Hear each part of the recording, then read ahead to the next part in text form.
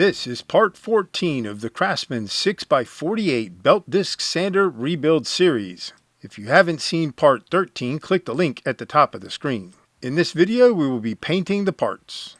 Hello everyone, I'm Jeff and welcome to my shop. We got a lot to cover, so let's get to it. So we are going to be using this Champagne Mist. It is 261415. It's a metallic paint from Rust-Oleum. And it is probably the closest spray paint to the original Power Bronze for Craftsman tools of this era. Here I'm just going to shoot the parts. I have several parts hanging as well as some that are on that Lazy Susan. And pretty much just like we did with the priming. Really the big deal here is to just make sure that especially with this metallic paint, you need to get an even coat. If you have it thicker in some areas than others, it's not going to look right. It has kind of the metallic stuff inside the paint has kind of a wavy appearance to it, similar to the automotive paint. And if it's uneven, it'll just look weird.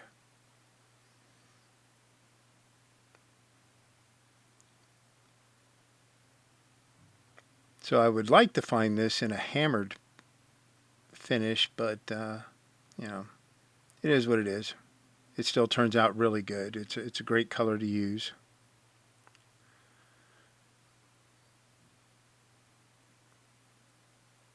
And this is the pedestal top mount and the disc.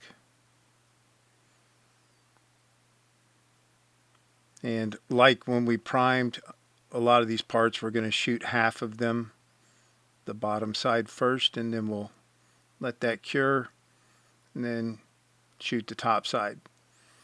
Now, since we're going to be painting several of these parts with different colors, we'll have to do a masking over what we're shooting right now to do that. So we need this paint to fully cure, which is going to be probably about 5 days.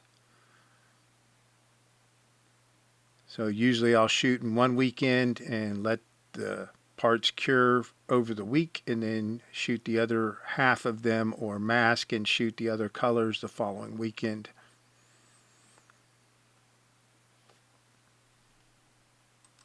And I'm sure some people have, an idea that they want to shoot multiple coats of a spray paint. For me, I just shoot one coat. And I shoot a pretty thick coat.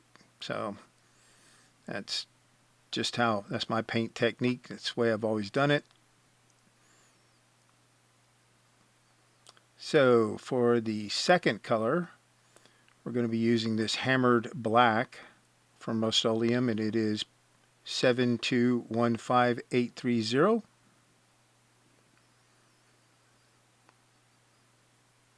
And this is a good color to pair with that Champagne Mist. Either this or a brown, I think, really look good together as complementing colors. So that was the mount for the motor. I've got the pulleys, the bracket for the belt guard, the support for the motor mount, and then the two end shields for the motor.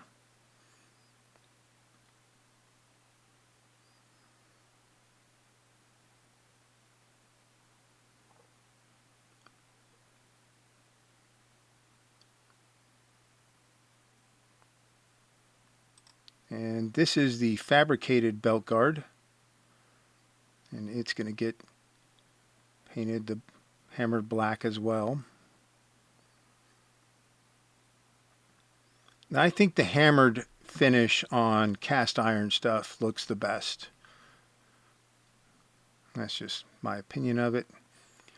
So for the Powr-Panl, I'm going to use this Rust-Oleum metallic gold. It's 7210. And this stuff is kind of hard to find. Used to be, this is all you could find in the metallic hammered stuff, but It is what it is. Sometime during COVID, they either stopped producing it or it just became really damn hard to get a hold of.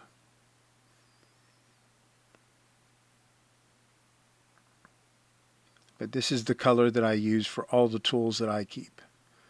And then for this belt guard, we're going to be using this leather brown, and it is gloss. It's 17001, and it is an Ace Hardware spray paint. Comes in a little bit taller can as well.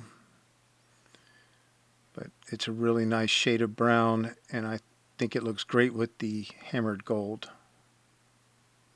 So this is the original belt guard, which I'll be keeping. So an hour or two after we sprayed these parts, we're going to remove the masking. I prefer to remove the masking as soon as you can handle the parts, rather than letting it sit on the part while the part cures. And the reason for that is if you can remove the masking while the paint is still curing, you get crisper lines where the masking is at. And this just means that you need to handle these parts a little bit more carefully so that you don't mar them up or get fingerprints pressed into the paint while it's still curing. It's not tacky really, but it's still malleable. So these are all the just various parts, and we're just pulling all the masking and plugs that we put in them off.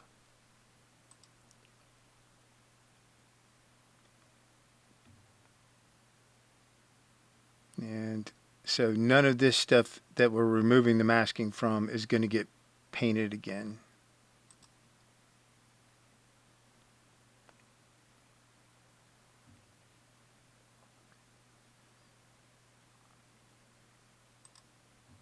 And these are just,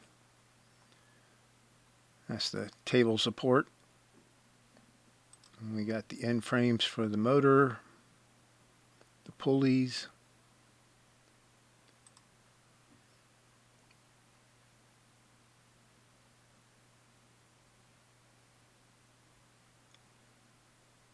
And you'll notice that I didn't paint the inside the sheaves on the pulleys where the belt runs, because it'll just bind up the belt, cause it to have a lot of friction there. So we are going to paint a second color here, but we can go ahead and remove this masking on this part, which is the base for the belt disc sander.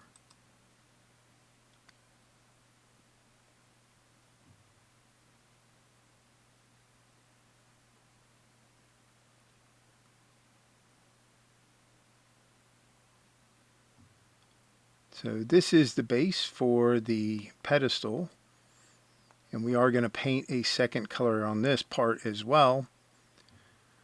But we can go ahead and remove the bore masks, and then we're going to start masking this. Now this has been a week, so we can mask this safely, and it's, when we remove the masking tape, it's not going to take any of that champagne mist paint with it.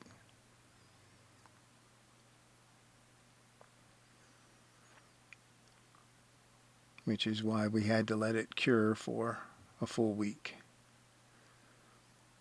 I've tried to rush it before and ended up having to repaint the entire part. So trust me on this, just let it cure, don't get in a rush. And then when you come back to do a second color and you want to do masking, the original or the first color will be fine to be able to mask on.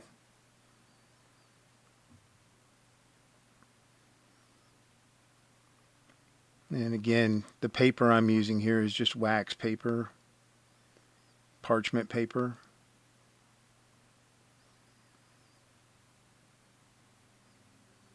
It just saves me from having to use up more tape than I'm already using.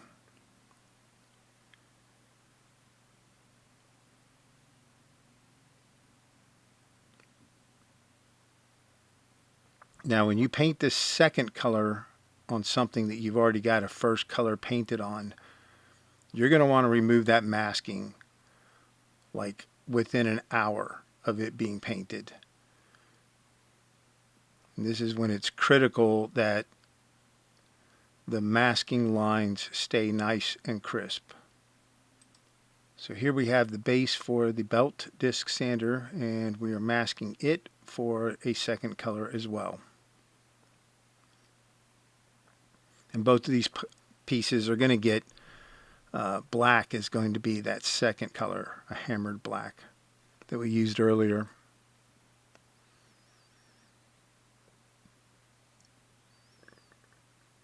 Now these parts, when they came from Craftsman, were all painted just one color. But I kind of like to highlight the different layers, if you will, the lines that are in these, since they've got that Art Deco feel to them. And that's why I use more than one color. I do the same on drill presses and just about all the Craftsman tools I rebuild, but I think it looks better this way, and you know, I'm sure Craftsman, King Seeley, and Emerson all were trying to do it the cheapest, best way they could at the time. Doing multiple colors would have just cost more. So here we are just shooting that same black, that hammered black.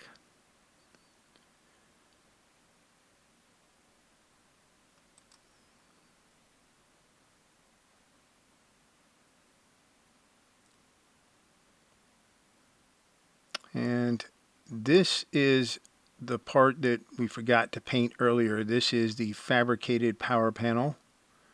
So here I'm just priming it.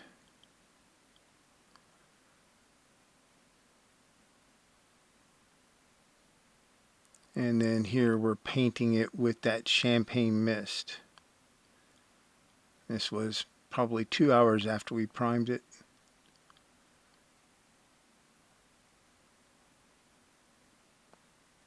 Alright, so here we are. This is probably an hour after we painted these parts, and we're going to go ahead and get that masking off of there.